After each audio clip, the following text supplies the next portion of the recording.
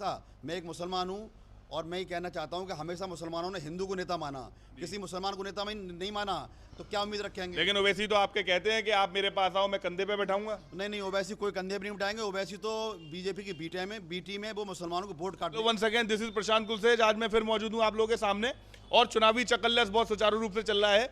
आज मैं हूँ अमीनिशा मार्केट में और मेरे सामने है अमीनिशा मार्केट के व्यापार संघ के अध्यक्ष नहीं मैं मज्जी। हम उनसे बात करेंगे कि व्यापार को लेकर उनका क्या कहना है, क्योंकि आज मैं अमीनिशा को खबर करने आया हूँ और आने वाले आगामी चुनावों को लेकर उनका क्या जायजा है, स्थिति है, व्यापार पर क्या असर है चुनाव का और किस तरीके की तैयारियां हम बात करते हैं। नहीं मैं मस्जिद है सर, स्वागत है मेरे नेटवर्क बाय डेट स्पीकन। सर क्या कहना चाहेंगे। थैंक यू भाई। मैं ये कहना चाहूँगा कि अमीनिशा व्यापार मंडल का अध्यक्ष मैं नईम अहमद हूँ और सभी को नमस्कार कहना चाहूँगा, सलाम कहना चाहूँगा। दूसरा ये मैं कहना चाहूँगा, व्यापार जो है बिल्कुल जो है ख़त्म हो चुका है। ये समझ लीजिए हालात ये हैं व्यापारियों के कि व्यापारी लोग जो है आज के टाइम में ये समझ लिए कि इतनी हालत ख़राब है कि कर्जे में आ चुके हैं।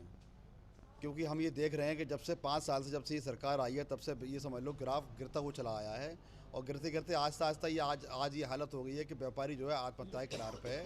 पोजीशन बहुत ज़्यादा ख़राब है और पोजीशन इसलिए ख़राब है कि इन लोगों ने जो हमारी जो पार्टी है, क्या नाम है आपका, बीजेपी पार्टी, जब ये सरकार आई थी तो हम लोगों से ये कहा था कि भाई आप सरकार आपकी आ गई, क्योंकि आप भाई बनिए हैं और धर्म कोई भी हो, लेकिन हम व्यापारी अगर हैं तो हम बनिए हैं।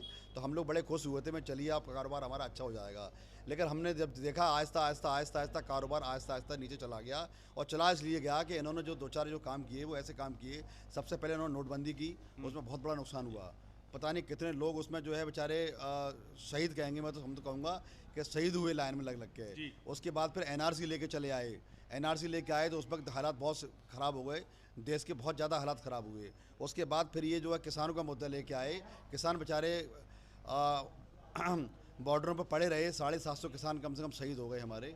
एक बात मुझे सवाल उभर के आ रहा है, ये बताइए कि जैसे आप व्यापारी हैं, सामान की लेन खरीद में आपको किस तरीके की दिक्कतों का सामना करना पड़ रहा है या कोई पहले ऐसा मामला है। नहीं, इसमें सबसे बड़ा जीएसटी, जब जीएसटी आई तो जीएसटी में बहुत सारी प्रॉब्लम आई जीएसटी के अंदर। जैसे हम लोग जानते नहीं थे जीएसटी के बारे में, तो जीएसटी रही। जीएसटी में जो है हमारा खैर 5% रहा, लेकिन अभी थोड़े 2-4 महीने पहले की बात है ये, इन्होंने 12% किया, लेकिन अभी इलेक्शन की वजह से रुक गया है। और इतने हालात ख़राब हैं क्योंकि लोगों पे पैसे नहीं है, कारोबार है नहीं, कस्टमर है नहीं। आप देख रहे हैं पूरा शोरूम खाली पड़ा हुआ है, पूरा मार्केट खाली पड़ा हुआ है, जबकि ये अलीगढ़ का एक बहुत बड़ा और बहुत अच्छा मशहूर मार्केट है।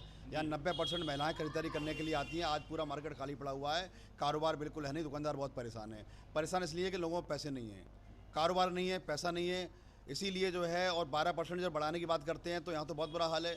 रहा बिजली का, आज देखिए बिजली के दर कितनी यूपी के अंदर कितनी ज़्यादा हैं। अब आप अखिलेश जी ने ऐलान किया है कि 300 यूनिट बिजली फ्री करेंगे। गांव के लिए जो है, जो खेती के लिए जो ट्यूबवेल हैं उसकी बिजली फ्री करेंगे। तो उससे जो है हम लोग काफ़ी राहत महसूस कर रहे हैं कि भाई अगर सरकार भाई अभी फ्री हुई कहाँ है, जब फ्री हो जाए तब राहत महसूस करिएगा। हुई नहीं है, लेकिन कम से कम ये अनाउंस तो किया है इन्होंने। और हमने ये देखा है कि माननीय मुलायम सिंह जी ने जब जो वायदे किए हैं, तो ये हम ये जानते हैं कि हमने 25 साल से, हम ये 30 साल से देखते चले आ रहे हैं कि जब उन्होंने जो वायदे किए वो वायदे पूरे किए उन्होंने। तो हमें राहत थोड़ी सी इसलिए महसूस हो रही है कि जब सरकार बनेगी तो हम इस बात को जानते हैं, मानते हैं कि हाँ ये जो है वो वादा पूरा करेंगे। 300 यूनिट बिजली का बिल्कुल 100% जो 300 यूनिट मिलेंगे। बताइए नेताजी के फ्री के जो लालच होता है, एक्सेप्ट करिएगा चीज़ों को, अगर सच है फ्री का जो लड्डू होता है बहुत बुरा होता है, तो फिर आप उसको देख के लालच में क्यों आ रहे हैं। नहीं, लालच में नहीं आ रहे, लालच में नहीं आ रहे हैं। लालच नहीं है ये तो, असल में क्या है, लालच नहीं है। दूसरा ये है कि भाई जो है ये पैसा भी हमारा ही है जी। भाई हम इतना टैक्स देते हैं, जो है व्यापारी इतना टैक्स देता है, अगर वो 300 यूनिट फ्री भी कर देंगे तो कोई हमारे ऊपर ऐसा एहसान वाली बात नहीं है। लेकिन सबसे बड़ी बात है, आज जो गरीब जनता, जो परेशान हाल लोग हैं, उनके अगर 300 यूनिट अगर बिजली फ्री हो जाएगी तो उनको बहुत राहत मिलेगी। देखिए सबसे बड़ी बात यहाँ पर आती है, स्कूल बेहतर स्कूल नहीं है यूपी के अंदर, स्कूल बेहतर नहीं है, हॉस्पिटल बेहतर नहीं है। आप देखिए जितने सरकारी हॉस्पिटल हैं वहाँ पर आपको एक वेंटिलेटर नहीं मिलेगा। यहाँ हमने खुद अपनी आंखों से देखा है कि जब मलकान सिंह में चले जाइए, बेड पड़ा हुआ, उस पर कुत्ता लेटा हुआ है। तो ये तो हालात है। कोरोना काल के अंदर देखा आपने क्या हालात रही है यहाँ पर, किस तरीके से बेचारों की, लोगों की जो है यहाँ पर देहांत हुए हैं, लोगों के इंतकाल हुए हैं, लोगों की मौत हुई है। शमशान घाट में जगह नहीं मिल पाई है, कब्रिस्तान में जगह नहीं मिल पाई, तो इतना बुरा हाल रहा है। तो इस सरकार में असल में क्या है, सरकार देखिए हमेशा, मैं एक मुसलमान हूँ और मैं ये कहना चाहता हूँ कि हमेशा मुसलमानों ने हिंदू को नेता माना, किसी मुसलमान को नेता में नहीं माना। आज ओवैसी जो है यहाँ पर 100 सीटों पर लड़ रहे हैं, लेकिन उनको कोई भी मुसलमान उनको वोट देने को तैयार नहीं है, क्योंकि हमने हमेशा मुसलमान हिंदू माना, चाहे कांग्रेस थी तो कांग्रेस को माना पहले। आज अखिलेश जी को हम देख रहे हैं कि अखिलेश जी जो है सरकार चेंज कर सकते हैं। आप अखिलेश जी से उम्मीद रख रहे हैं? हाँ, उम्मीद रख रहे हैं हम। सबसे बड़ी बात देखिए, जो सरकार अच्छा काम करेगी हम उसको लेकर आएंगे। कांग्रेस से उम्मीद क्यों नहीं रख रहे? कांग्रेस में दम ही नहीं है, ना कांग्रेस दम है, ना कोई कांग्रेस में कोई अच्छा नेता है, ना कोई अच्छा लीडर है, तो क्या उम्मीद रखेंगे? लेकिन ओवैसी तो आपके कहते हैं कि आप मेरे पास आओ, मैं कंधे पे बैठाऊंगा। नहीं, ओवैसी कोई कंधे पर नहीं उठाएंगे। ओवैसी तो बीजेपी की बीटी में वो मुसलमानों को वोट काटने के लिए यहाँ पर आए हैं। मैं पूरी उत्तर प्रदेश की जनता से आपके माध्यम से ये अपील करूंगा कि देखिए, मैं हिंदू भाइयों से भी अपील करूंगा, अपनी बहनों से, हिंदू बहनों से अपील करूंगा कि देखिए, आप लोग चाहते हैं कि हिंदू मुख्यमंत्री बने, तो मैं ये कहना चाहूँगा अखिलेश जी मुसलमान नहीं है, हिंदू मुख्यमंत्री हैं और हिंदू ही मुख्यमंत्री बनेगा। मुसलमान को हमें कोई बिल्कुल ख्वाहिश नहीं मुख्यमंत्री बनने की।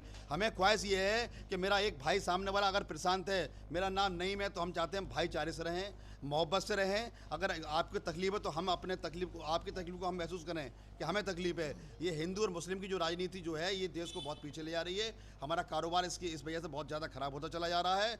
जनता परेशान है, जनता का बहुत बुरा हाल है। हमारे साथ एक भाई हो रहे हैं, हम उनसे कहेंगे, देखते हैं कि वो क्या कहना चाह रहे हैं इस पूरे प्रकरण पर। भाई बताइए, क्या कहना चाह रहे हैं आप आगामी चुनावों को लेकर? भैया इस गवर्नमेंट ने, बीजेपी गवर्नमेंट ने सारे की मट्टी खराब करके रख दी है। काम धंधे से परेशान है। और मैं खुद कोरोना पेशेंट हूँ। अप्रैल में जब मेरी छुट्टी हुई थी तो सड़कों पे लोग सांस उल्टी सीधी ले रहे थे, ऑक्सीजन महसूस नहीं हुआ। इस गवर्नमेंट से फ़ायदा क्या हुआ जो इंसानों की जान, कोई भी नेता निकल के नहीं आए गरीबों की मदद कर दे। इससे ज़्यादा और क्या लेंगे आप? ये गवर्नमेंट फेल है और सिर्फ चुनावी स्टैंड के लिए ये पाकिस्तान इन्हें याद आता है स्टैंड। अरे पाकिस्तान से हम लोगों को क्या मतलब भैया? हम इंडिया में रहते हैं, हमारा ब्लड बताते हैं कि खुद कहते हैं कि हमारे भाई हैं। अरे भाई हैं तो हमारा गला काटेंगे फिर भाई हैं? अरे हम तो सीधे साधे मुसलमान हैं भैया। जहाँ वोट कह रहे, बीजेपी को वोट नहीं दे रहे मुसलमान, दे रहे भैया। तो वोट है अपना, किसी को दे दो। सही बात है। चाहे समाजवादी को दे दो या कांग्रेस को दे दो। तो आपका कहने का मतलब ये है कि व्यापारी परेशान है सरकार में? परेशान है व्यापारी बहुत परेशान है। व्यापारी बहुत ज़्यादा परेशान है। व्यापार तो खत्म हो चुका है। इन्होंने सिर्फ 2 या 3 व्यापारियों को, इन्होंने अंडानी अंबानी को, इनको ने फ़ायदा पहुंचाया। बाकी जितना छोटा वर्ग का व्यापारी है, सब व्यापारी बहुत बुरा हाल है। लोगों को अपने व्यापार मंडल के जरिए लोग, हम आपस में जो है पैसे इकट्ठे किए, लाखों लोगों को हमने राशन बांटा और जो हो सकता था हमने मदद करी। लेकिन इस सरकार के लोगों ने किसी ने कोई मदद नहीं करी।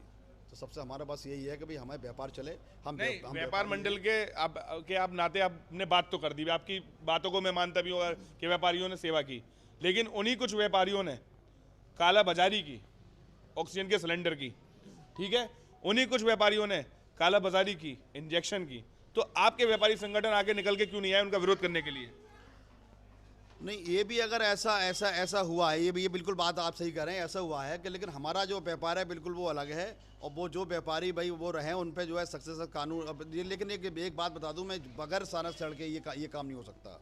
ये भी ये बगैर सानक चढ़ के या जो है सरकार के जो नेता बैठे हुए हैं, जब तक उनका हाथ नहीं होता है तो इतनी ब्लैकमेल ही नहीं हो सकती है। ये हम भी जानते हैं और आप भी जानते हैं। भाई इंजेक्शन अगर उनके पास आ रहे हैं तो कहाँ से आ रहे हैं? भाई सरकार के थ्रू, और मान लो कहीं से अगर कोई सामान आ रहा है तो उनके पास कैसे पहुंच रहा है? और अगर ब्लैक हो रही है तो वो भी दिखना चाहिए। नहीं, आपने कहा कि उनका व्यापार अलग है, इससे फर्क नहीं पड़ता। अगर कोई संगठन है, जब व्यापारी संगठन किसी सरकार के खिलाफ आवाज उठा रहा है, तो वही व्यापारी संगठन को अपने साथियों के खिलाफ भी आवाज उठानी चाहिए कि नहीं, अगर वो कुछ गलत कर रहे हैं? बिल्कुल उठानी चाहिए भाई। जो गलत है वो गलत है। और दूसरा ये, जिन लोगों ने जो गलतियां की हैं या जो कालाबाजारी की है, उन पर कार्रवाई होना चाहिए और सख्त से सख्त कार्रवाई होना चाहिए। ठीक है। मैं प्रशांत कुलसे, पीकेएन न्यूज के माध्यम से आज था अमीनिशा मार्केट में, जहां पर व्यापारी संघ के अध्यक्ष मेरे साथ थे। उनका कहना था कि इस सरकार में उनका शोषण हो रहा है। मैं प्रशांत कुलसे, पीकेएन न्यूज से, धन्यवाद।